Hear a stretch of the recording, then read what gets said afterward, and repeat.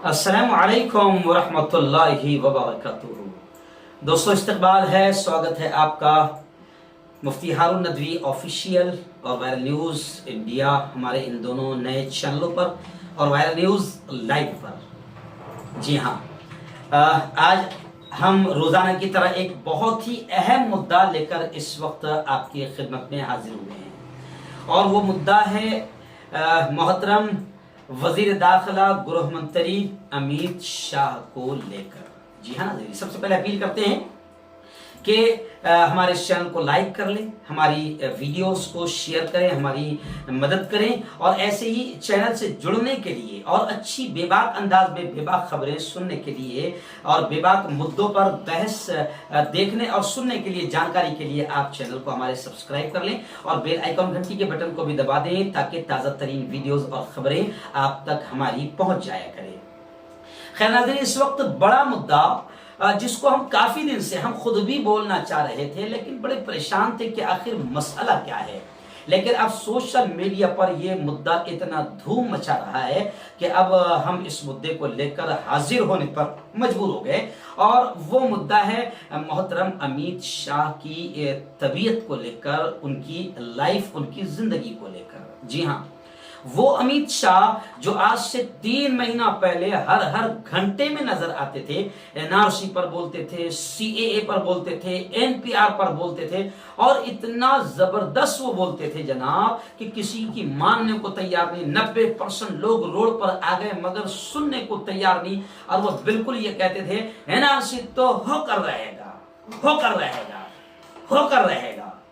बड़ा दम था उनके बोलने में भी, उनके अंदाज में भी। लेकिन अजीब बात है कि एक ऐसा शख्स अमित शाह जो मोदी के राइट हैंड नहीं बल्कि कभी कभी तो ऐसा लगता था कि मोदी इनके राइट हैंड है, वो अमित शाह जो राजनीति का चाणक्य माना जाता है, राजनीति का चाणक्य कहा जाता है, जिसकी हलचल बीजेपी के लिए ऐसी होती थी कि मध्य प्रदेश में सरकार गिराना हो तो अमित शाह का जादू चलता था, कर्नाटक में सरकार गिराना हो तो अमित शाह का जादू चलता था, तोती बोलता था, महाराष्ट्र में अगर कुछ गड़बड़ करनी है और परेशानियां बढ़ानी है तो अमित शाह का जादू चलता था। लेकिन प्रॉब्लम यह है कि आखिर मुल्क का वजीर दाखिला गृह मंत्री 2-3 महीने से लगातार कैमरे से बिल्कुल गायब हो गया, टीवी की स्क्रीन से बिल्कुल गायब हो गया, अखबार की हेडलाइन से बिल्कुल गायब हो गया। तो ये वाजिबी सवाल है लोगों के जहन में आना, ये वाजिबी है। अब लोग सोशल मीडिया पर सवाल पूछ रहे हैं। कई मरतबा हमको फोन लगाते कि मुफ्ती साहब जरा तहकीक तो करो,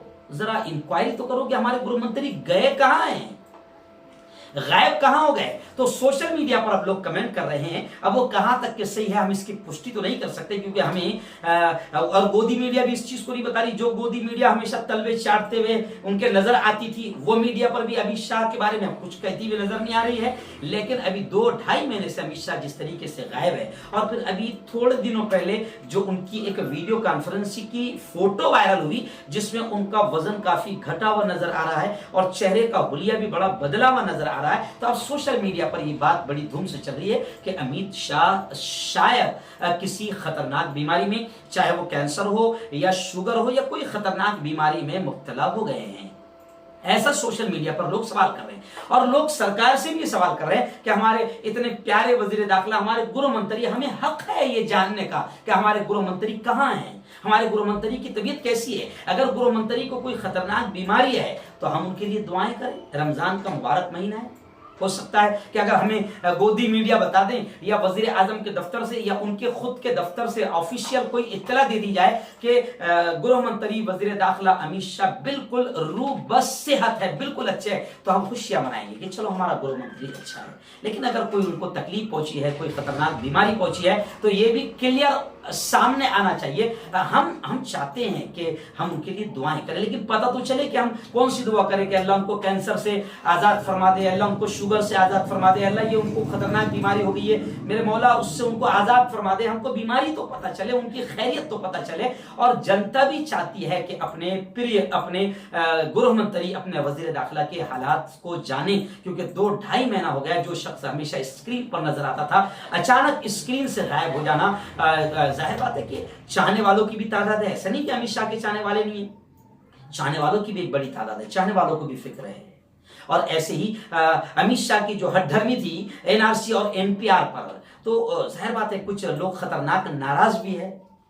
तो वो भी चाहते हैं, ये भी चाहते हैं, दोनों चाहते हैं, हम भी चाहते हैं कि हमारे वजीर दाखिला की सेहत के ताल्लुक से कुछ ना कुछ खुद बाकायदा हुकूमत की जानिब से स्टेटमेंट आना चाहिए। हम दुआएं करते हैं, रमजान का मुबारक महीना है, हमको पता चलेगा तो हम उनके लिए दुआएं भी करेंगे, क्योंकि वो हमारे वजीर दाखिला है, गृह मंत्री एक बड़े पद पर है। वो अगर पद खत्म हो जाता है तो जाहिर बात है कि मुल्क को भी नुकसान पहुंचेगा। हम नहीं चाहते कि इतना काबिल आदमी, इतना अच्छा आदमी, और उनकी सहन शक्ति भी इतनी जबरदस्त है कि 100 दिनों तक के लोग एनपीआर, एनआरसी और सीए के खिलाफ 80% लोग धरना आंदोलन करते रहे, क्या क्या उनको बोलते रहे, मगर कमाल की सहन शक्ति हमारे वजीर दाखिला में। तो ऐसे वजीर दाखिला की जाहिर बात है हमें भी फिक्र है, हमें पता चलना चाहिए ताकि हम उनके लिए दुआएं करें।